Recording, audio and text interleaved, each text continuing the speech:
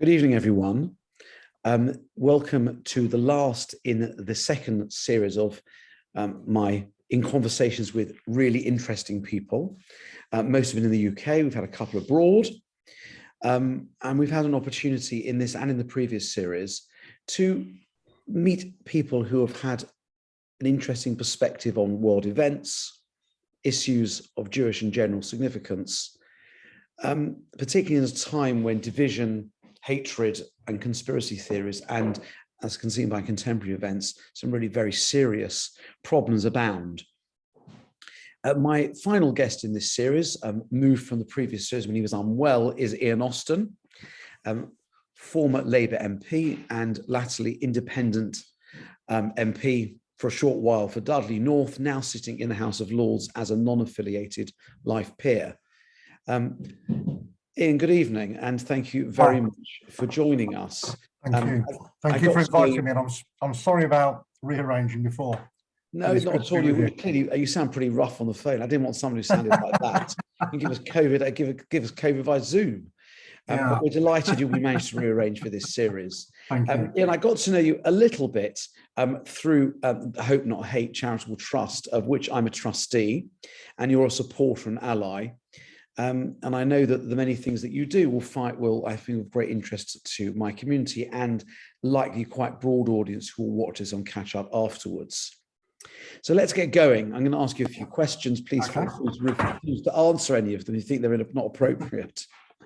You had a varied local political career prior to your election to Parliament in 2005. And before we come to what propelled you to kind of greater public attention, especially for the Jewish community, can you tell us a little bit about your early career, how you got into the Labour Party and the government, and the shadow positions that you eventually held? Sure. I joined the Labour Party as a teenager in Dudley, and I did all the usual things, delivering leaflets, attending boring meetings, campaigning in local elections, all of those things. For years and years. I was a local councillor in my 20s. So while all my friends were having exciting social lives and going off on holiday and so on, I was spending my time at Labour Party and council meetings. And then my professional career at this stage, I trained as a journalist, and I was working in journalism and NPR, and then I worked for a group of housing associations and homelessness campaigns in Birmingham. And then eventually I went to work for the Labour Party in the mid-90s.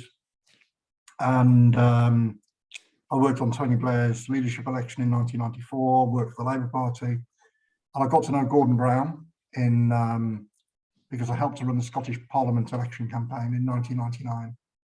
And then he invited me to go and work for him as his spokesman in 1999. And I did that for 6 years until the guy who had been the MP for Dudley decided not to stand again. And I put my name forward. And it was the only, being an MP is a massive privilege. I think it's the greatest privilege you can have. But to be the MP for the place you're from, the place you grew up, someone you really love and care about, is the greatest privilege of all. And it was the only place I really wanted to represent. And I loved doing it. And it was, it was the best job in the world for 14 years. So that's really, and during that period, as you say, I was very lucky. I worked in Number 10 when Gordon was Prime Minister. I was a government minister. I was... What portfolios did you hold? Yeah, well, I had two jobs. We had these regional ministers. So I was the Minister for the West Midlands, which was fantastic because it basically meant I could wander around the West Midlands, interfering in anything I wanted to. And nobody knew sort of what your formal powers and responsibilities were. Sounds like being a rabbi. So you could not got any idea what the job actually is. And I'm not that amenable to telling them either. No, exactly.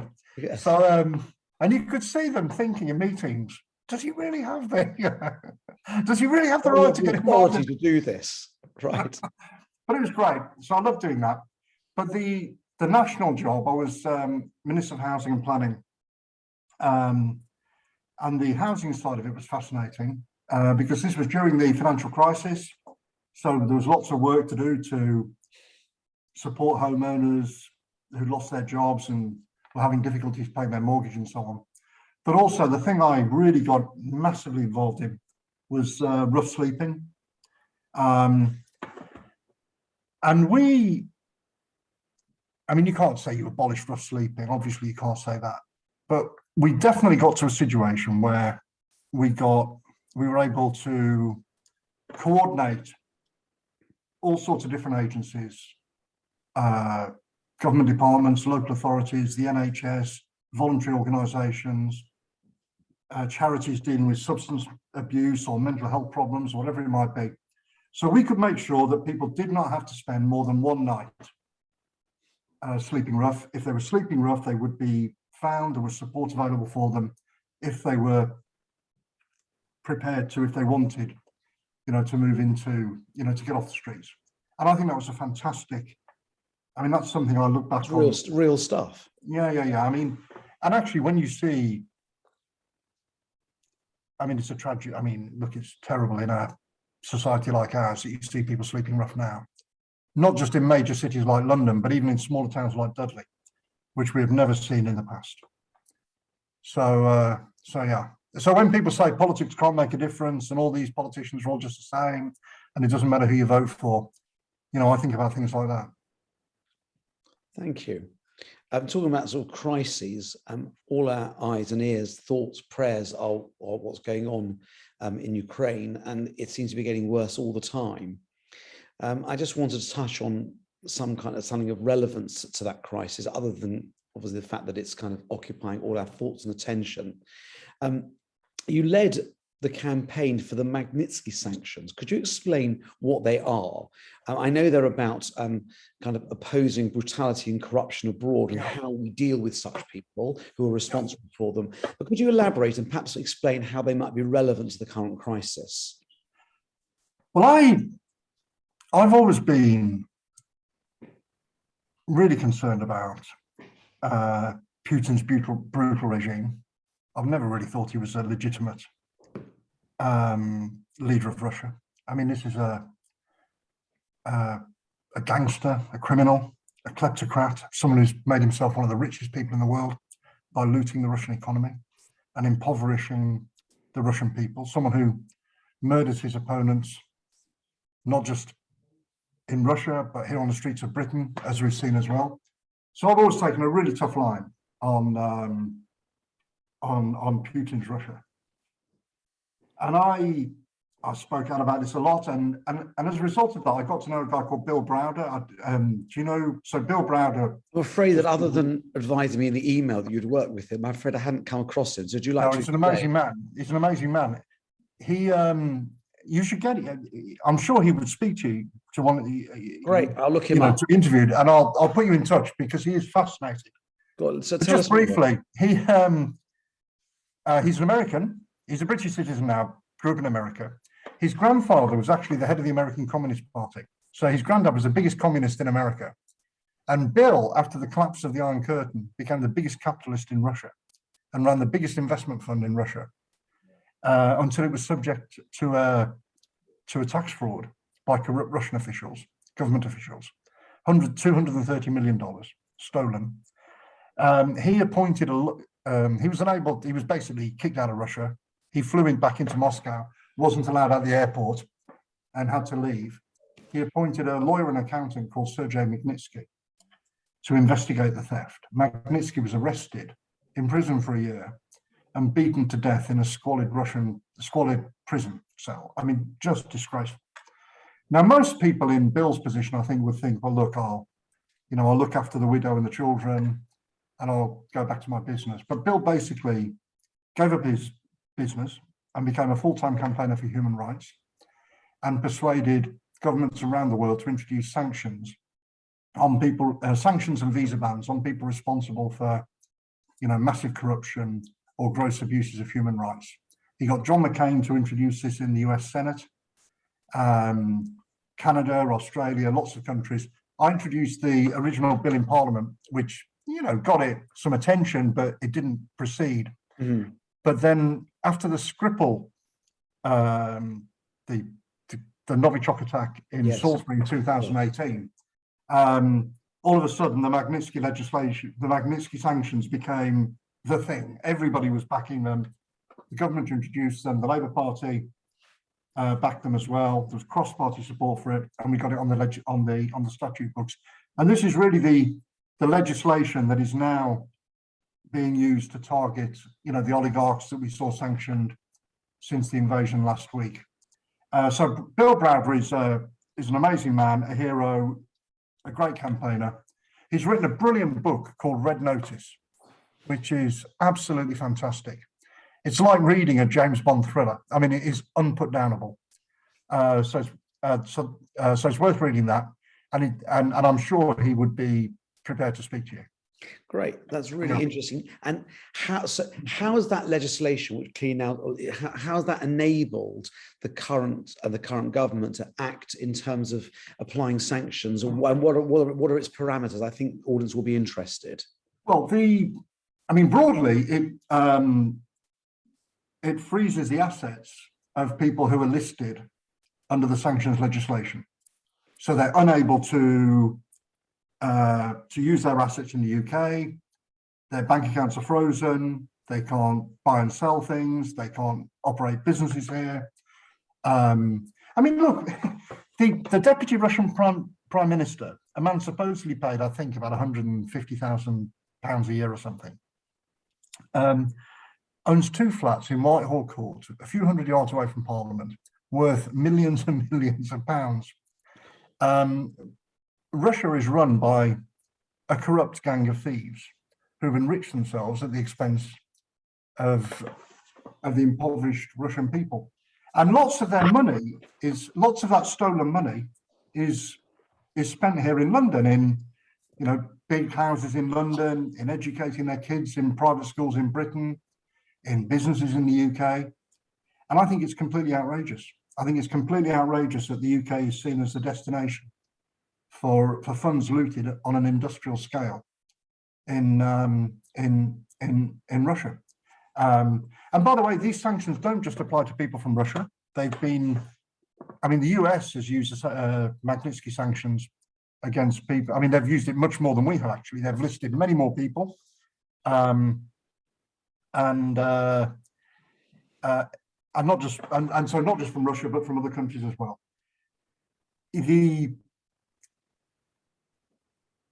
It's to be fair to the government, it's quite difficult because you have to get these watertight. These guys employ the best lawyers. To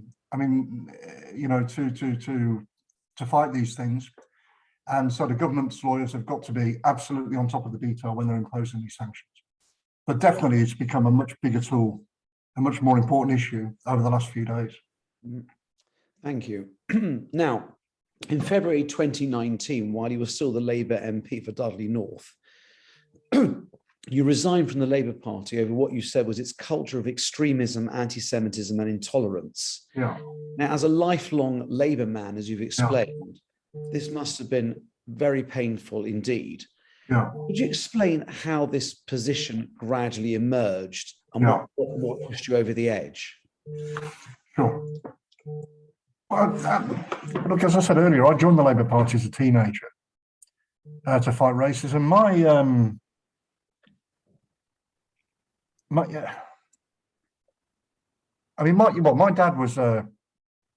dad was a refugee from Czechoslovakia who arrived in 1939.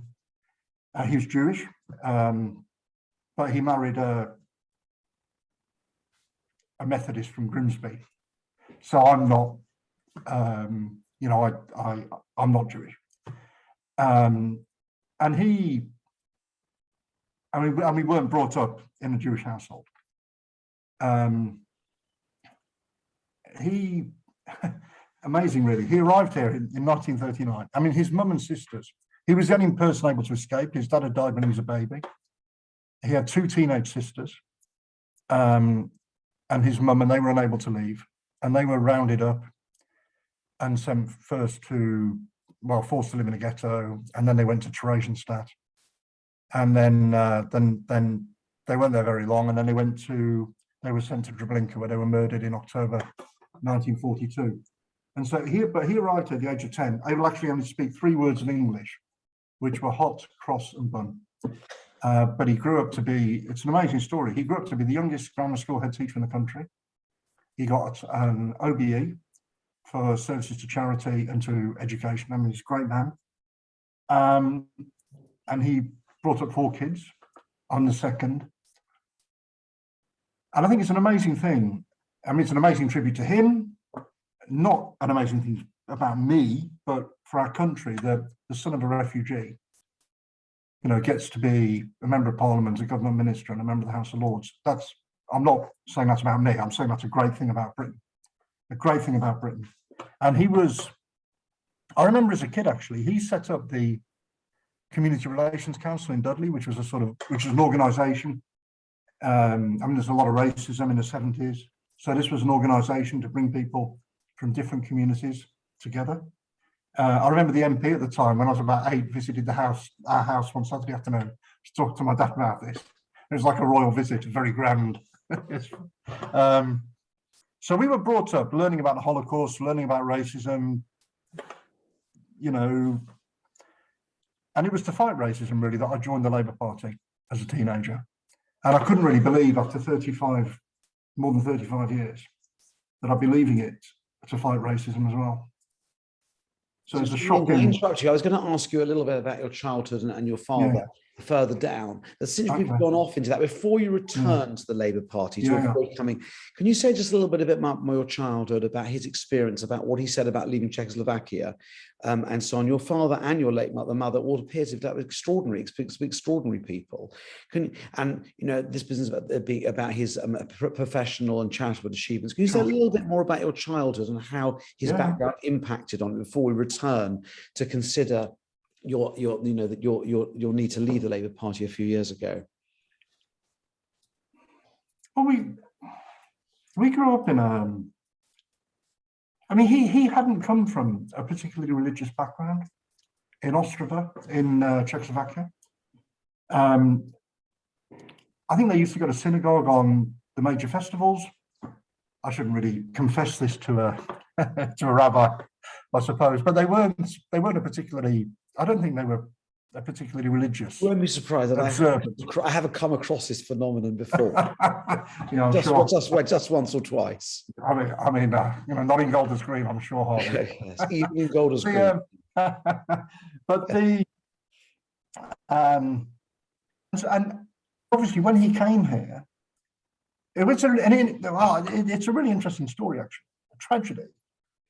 I mean, not for my dad, but there was. His mother wasn't particularly wealthy. She wasn't wealthy at all. She ran a small shop, a haberdashery shop, in the main square in Ostrava. And she had a friend. She trained as a photographer in Vienna, and she had a friend there from a wealthy family who'd paid an Englishman called Austin, where the name comes from, to bring out her son. But the Nazis he was 14, and then I mean, we've never found the family or learnt any more about it. So this is the family story. But apparently the Nazis reduced the age limit. He was unable to leave. And she said to my dad's mum, "Do you want to send Freddie instead? We've made this arrangement, the man's coming. Do you want to send your son?" And obviously they could tell things were getting bad. We went back, actually, in 2014. I took my dad and my 2 eldest kids. We went to Ostrava, and we found the block of flats where they lived. And he pointed up at the window on the first floor, and he said, "That's the room I slept in." And he said that, I think it was March the 16th, 1939, he was awoken by a noise in the street outside. And he got up and looked out the window, and it was the German soldiers marching into the town square, which is just around the corner. And it was a few days after that he left, put on a train and waved away. And it was the last time he'd see his mum and sisters. And we have no idea about this little lad in Vienna and what happened to him.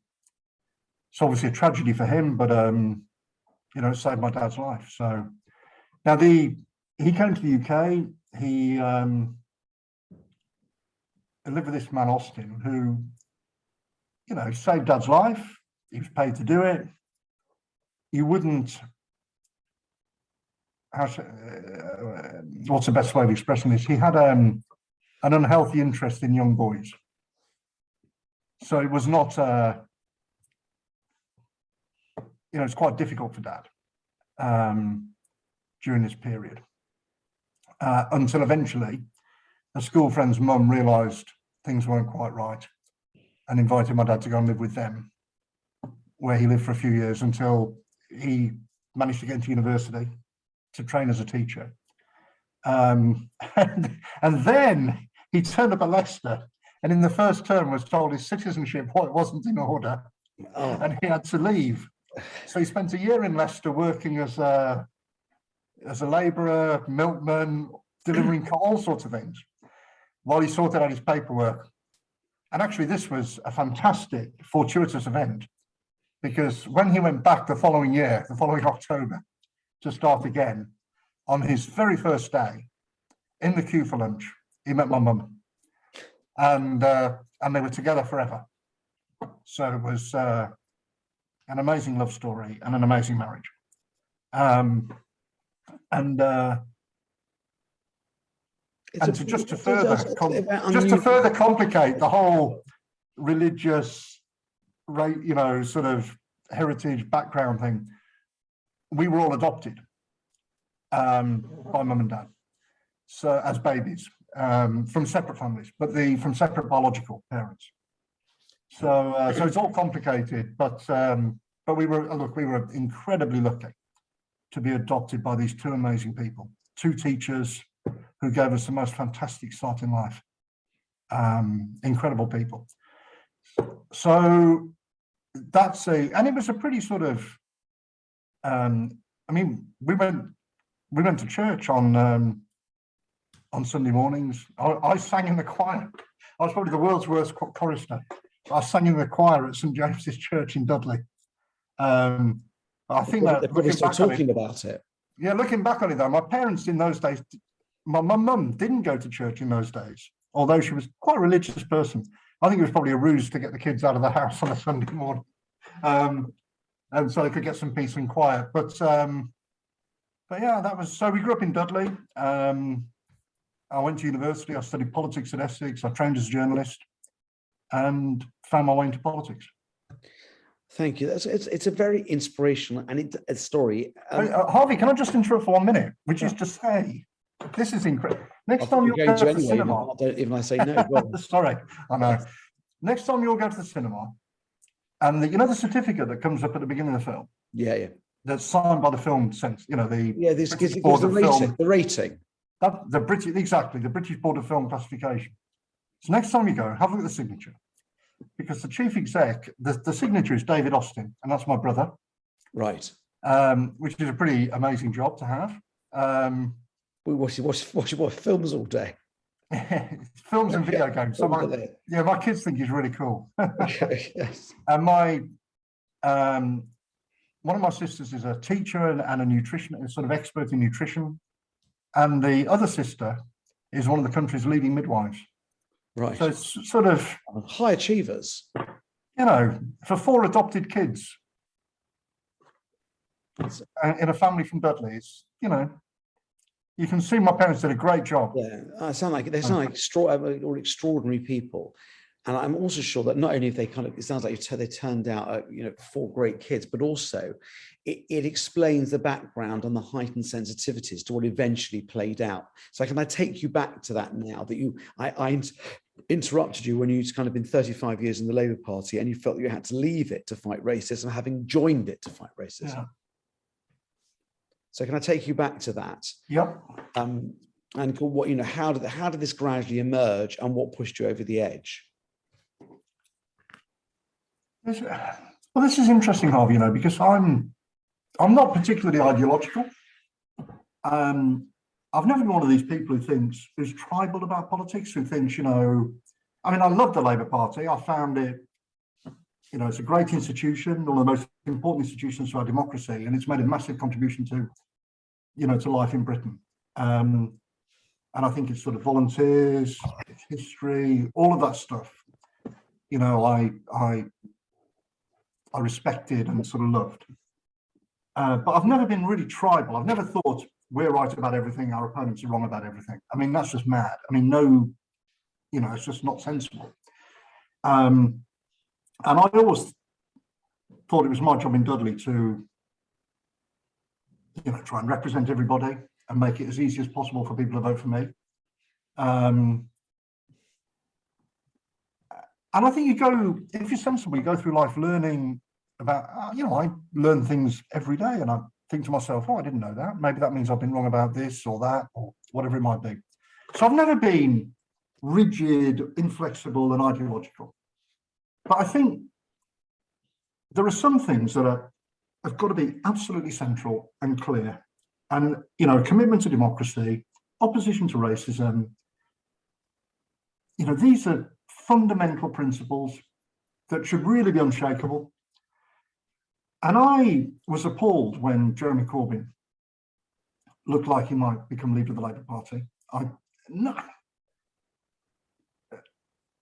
His attitude to Israel, his associate, I mean, we didn't know all the details. We didn't know about the mural he'd supported in East London or the wreath he'd laid for terrorists in Tunisia.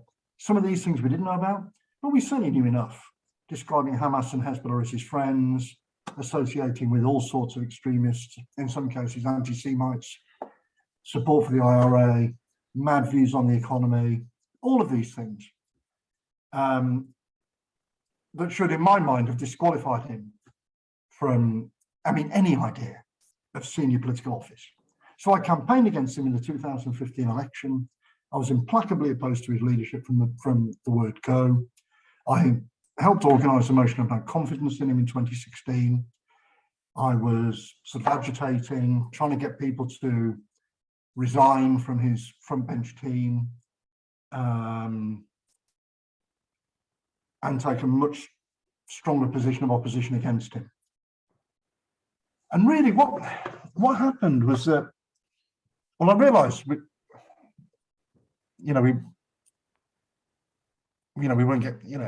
weren't succeeding in getting rid of him. But the thing that triggered it actually was in 2018, I went on March of the Living. We were there together. Yeah, and it's a really, I mean, it had a profound impact on me. I mean, you can't spend a week visiting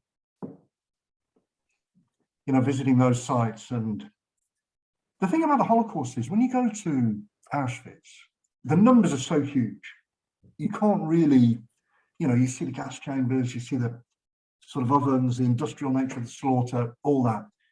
But it's not possible. I find it difficult to understand the idea of millions of people. I mean, but when you go to a town where they say, in this house lived this family, and here are photos of them, and this is what happened. Or they take you to forest clearing and they say, in this forest clearing, 1,500 people were murdered in a day.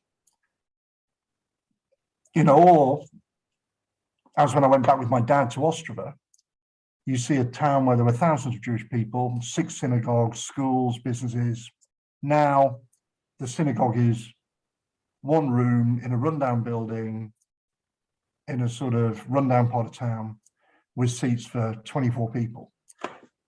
I mean, that, when you see the evidence of a whole community wiped out.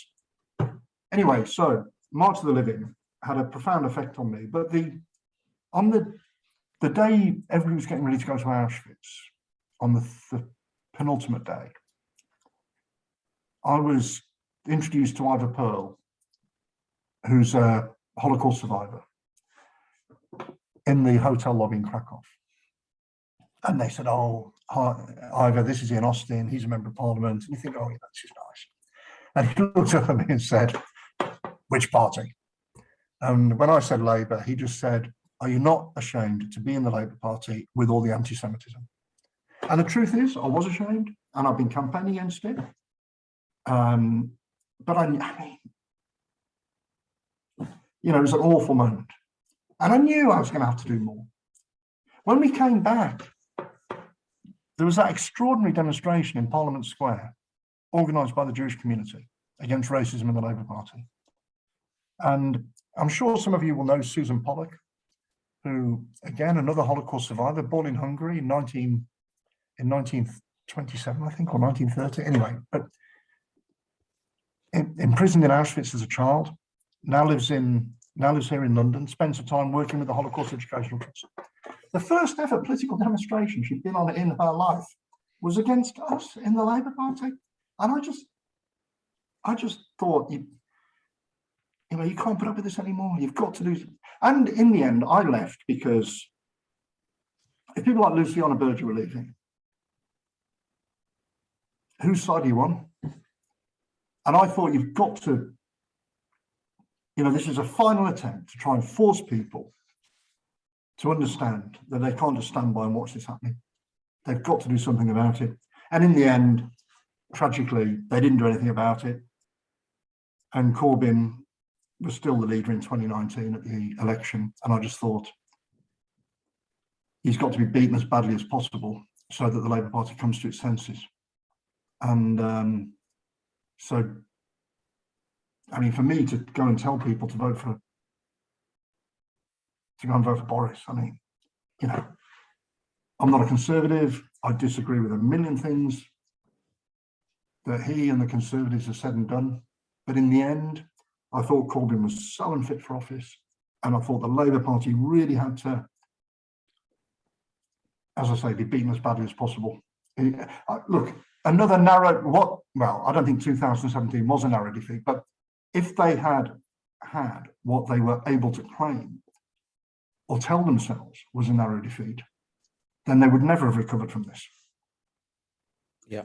So that's why I did what I did. And look, So I'm picking up on just something you just said, that later in 2019, you were willing to attend the Labour Party conference and denounce Corbyn, as you just said, as unfit to lead the Labour Party and unfit to lead the country. Now, look, it's brave, and we've discussed this now. What were the personal consequences? I mean, this is not the kind of behaviour the party to make terribly popular. Maybe people in Golders Green. In 2019, I know, look, what I've been saying to people, I mean, look, anti-Semitism in the Labour Party was an issue, not just for the Jewish community, but for the wider public as well. Even in someone like Dudley, a place with no Jewish people at all, people would talk to me about this.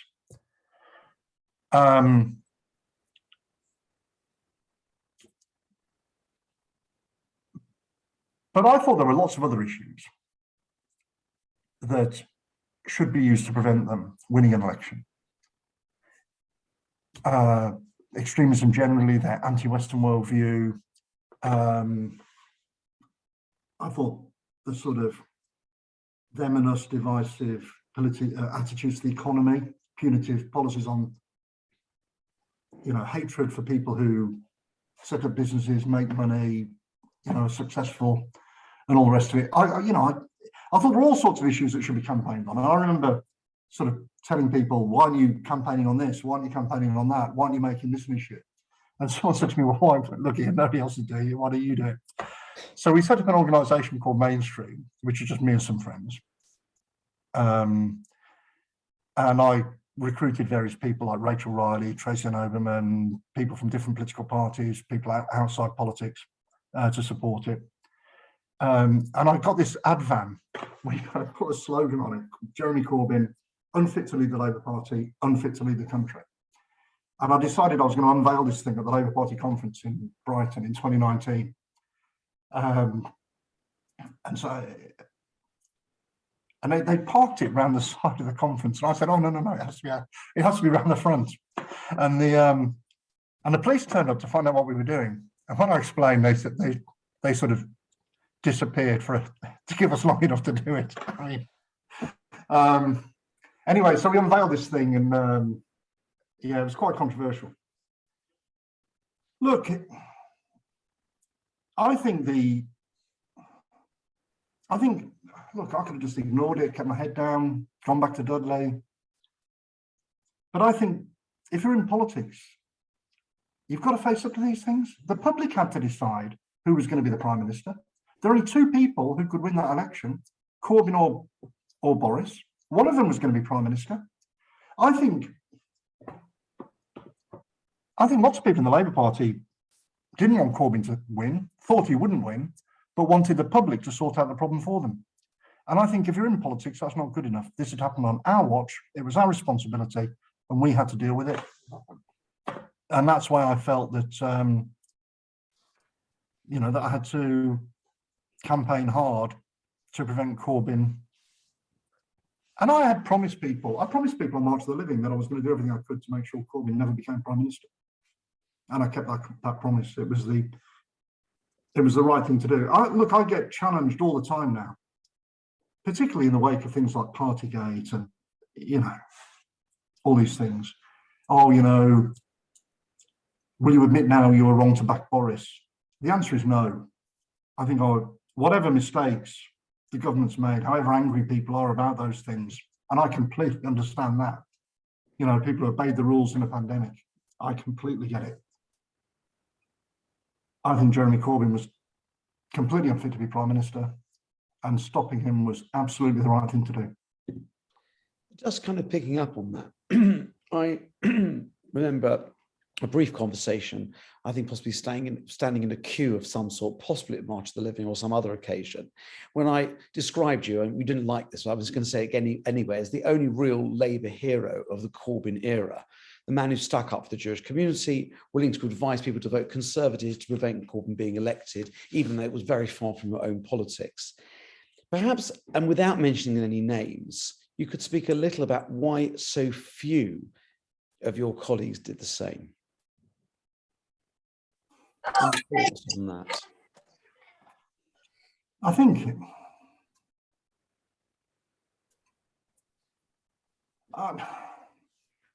look,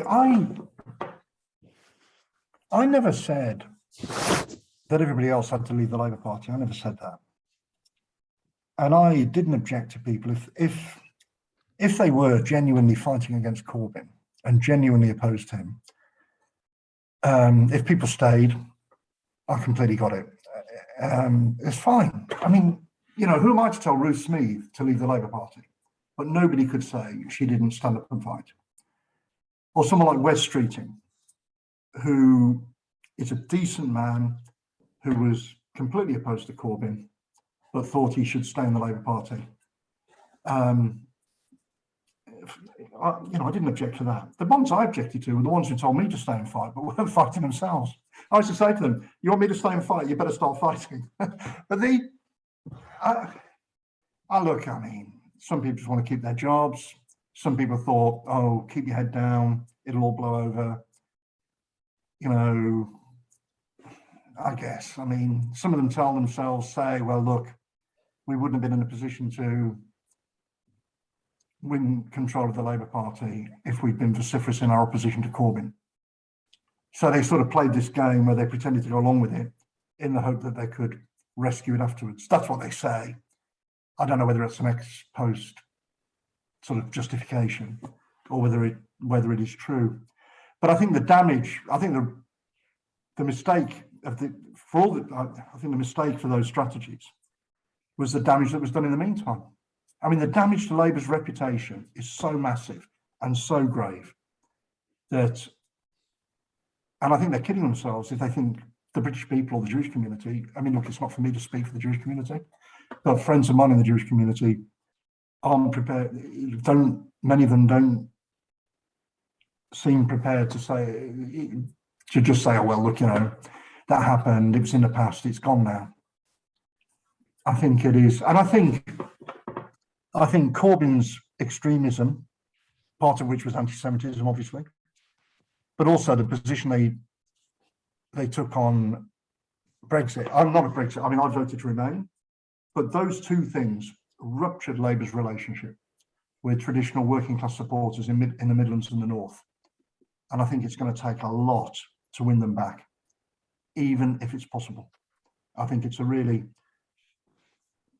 this idea that people are just going to sort of forget it happened. It leads me... and forget the monumental insult of being asked, not just once, but twice, to make Jeremy Corbyn Prime Minister. I mean, Labour voters in places like Dudley were furious about that. And they're in no mood just to sort of forget about it now. I think as well, I mean, sorry, I'm charging ahead without waiting. No, it's fine. It's fine. I've only got really one more thought. 'Cause in a minute, But I've got one thing we've got to say. If anyone has a question, we have a little time for questions because I'm near the end of what I plan to do. If anyone who's listening would like to ask a question, please put it in the chat. Or we'll open the floor in a few minutes. But Ian is in midstream, and I want him to continue. No, I was just going to say that the idea that this 5-year catastrophe, this monumental insult, can just be sort of ignored and the switch turned back as if it had never happened, is a fantasy. I mean, for one thing, the public will be thinking, well, what's to prevent it happening again? You can't just go back to a position under Tony Blair or Gordon Brown where Corbyn and the hard left were tolerated and humoured as an irrelevant and harmless fringe. Because clearly they're not irrelevant if they ran the party for 5 years, and they're obviously not harmless given the massive damage that they did. So I think it'll take much, much more to reset things. And I think when the pendulum swung so far one way, you've got to bring it right back over to the other to persuade people. And I think they're sort of complacent about this, if I'm honest. I don't think they understand the scale of the job that needs to be done. I mean, look, just last week, 11 Labour MPs signed a statement from Stop the War, blaming NATO for the problems in, for the Russian aggression. Russian invasion. Yeah. And they're told, withdraw your names or you lose the whip. And they withdrew their names with it. I mean, these are, John McDonnell, Diane Abbott. I mean, the hard left. They're supposed to be the most principled people in the Labour Party. I don't know whether I'm more contemptuous of them for signing the statement in the first place, or withdrawing their names. Withdrawing their names so rapidly. But now, last night, Keir Starmer went along to the meeting of the Parliamentary Labour Party and said there was no room for people who drew an equivalence between NATO and Russia.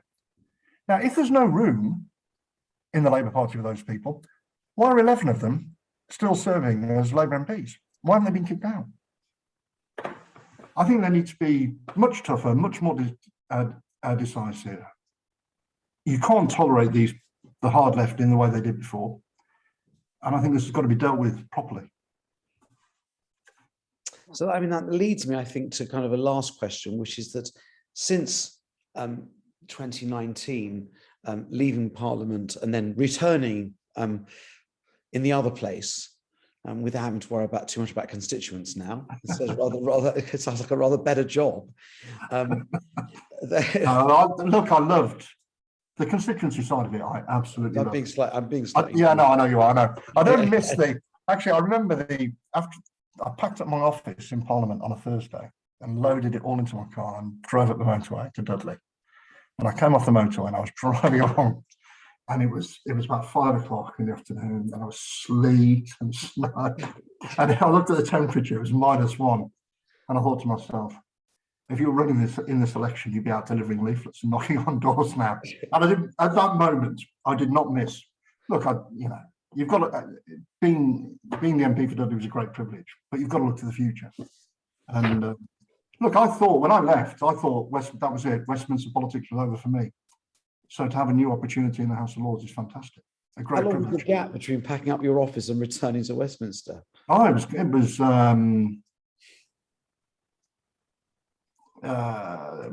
think it was the following October 2020. Right. So it wasn't announced that I'll be going to the House of Lords until July. During which I'm the government's trade envoy to Israel. The government has about 30 odd trade envoys to different countries. Your job is to promote trade, encourage British companies to export, encouraging Israeli investment into Britain. And I was, and I thought I wouldn't be able to do that job. It's unpaid, voluntary thing. Because you have to be a member of Parliament, either in the Lords or the Commons, to do it. And so when it was suggested in 2020 that I might be nominated to the House of Lords, I was obviously desperate not for them not to appoint anybody else in the interim. So I used to go around describing myself as former member of parliament and trade envoy to Israel. So the trade envoy could be former or current. It was ambiguous. So I didn't want anybody to think there was a vacancy. Unfortunately, I was reappointed immediately. So it sounds as though there's quite a lot of work for you to do behind the scenes, and it sounds like although mainstream came into existence in a particular era of the Labour Party, which is now been replaced by others, there's still, it sounds as though that it's got its work cut out. What is mainstream doing? What are its current projects? Well, I think, yeah, we continued to do work on anti-Semitism in the Labour Party, and we did some other work on extremism on the far right. But there's quite a lot of organisations in those doing that work much more effectively than we were able to, with a longer track, not least Hope Not Hate, which you're involved in. Yeah. So we're sort of winding things. We've not made any formal announcements yet. Right. But we never do that in the Jewish community. We just carry on with the organisations, even if they have no purpose. We just carry on running them indefinitely. So if it could, it's good to hear that. Right? We don't take any notice whether it's needed. We just run it anyway. Okay. Well done. It for us. Okay, yes, it's very good. So I've come to the end of my questions. It's been really fascinating. You've been most interesting to talk to. No one so far, no one here, but it just appeared here. Okay, Ruth gets the first one. I'm going to read it to you. There is quite a lot of opposition to the House of Lords. Personally, I think this is full of very wise people who do an amazing job of challenging the Commons. How do you feel about it? Ruth, you're asking a sitting member of the House of Lords how he feels about the House of Lords. Fire away. I agree with Ruth 100%. Baron Austin, fire away. Now, the funny thing about this is that, you can think of lots of good reasons why the House of Lords shouldn't exist, and, loads of arguments. But strangely, they all seem to disappear the minute you get appointed. Right. That's very remarkably candid. No, I'm joking. Obviously,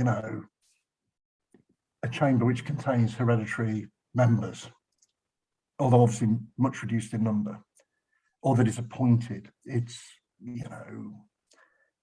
obviously there are arguments against that. But what would you replace it with, and how difficult would it be to do that? And I think the really important thing is that the elected chamber is the sort of primary chamber, and that the House of Lords understands its role, which is to advise the government, as Ruth says, to revise the legislation, and not to try and I think if you had two elected chambers, you'd end up with a sort of constant battle between the two for primacy. And the proposals, when people wanted to elect it, is that members would be elected for a 10 or 15-year term and be banned from re-election, which I think is the worst possible idea, because the one thing that makes politicians listen to the public is the knowledge that they've got to be re-elected at a subsequent election. So I'm not, maybe you could have something that's drawn from the regions, but I think that would need to be based on wholesale reorganisation of our constitution and the relationship between the individual and the state and all those sorts of things. And I think we're a long way off from having that sort of debate and arriving at a consensus about those sorts of things. And I think the other problem is that when you do these things piecemeal, it creates all sorts of unintended consequences and other problems, as we've seen. Has Scottish devolution, which was supposed to strengthen the UK, has it strengthened or undermined the Union? Is the Union stronger or weaker than it was before? Is there a balance between the regions of England and Scotland and Wales? These are sort of big questions that, they're not addressed. It is a problem. So I think when you start to pull at the threads, you can unravel the whole thing pretty quickly. Thank you.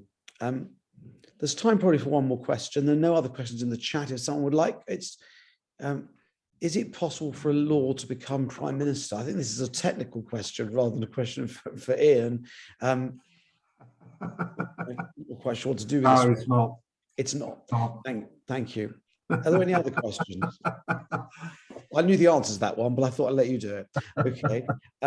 Is there any other questions? Well, Alec Douglas Hume did become Prime Minister, didn't he? But didn't he? He had to resign his. I think he had to renounce his peerage. He had to renounce his peerage. Ben also didn't. Ben also, but it must be for other reasons. Yeah. Okay. Yeah. So, are there any others? Well, in that case, Ian, thank you so much for your time. It's been educational, entertaining, quite moving. It's certainly validated my view of kind of these some quite heroes of the last few years of British politics. And say, Harvey, it's very kind, and I don't want to sound sort of,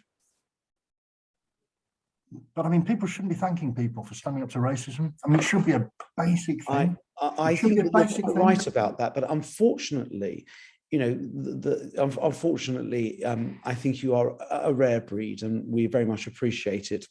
My community appreciates it. And I know that many in the Jewish community, irrespective of their politics, greatly appreciate what you did and brought bad things to the attention of the public. I think you've frozen, Harvey. So I seem to have lost you for a moment. Is it me or is it? I'm not sure. I think it's me. Yeah. I think you're back on. I am. I'm sorry. And so we're gonna wind it to an end. Ian, thank you so much for your time and all that you do, and looking forward to seeing you soon. Thank you very much, Harvey. I look forward to that as well. Thank you very much. Bye-bye. Thank you, and good evening, everyone. Thank you for joining us. Thank you very much. Bye-bye. Thank you. Bye-bye.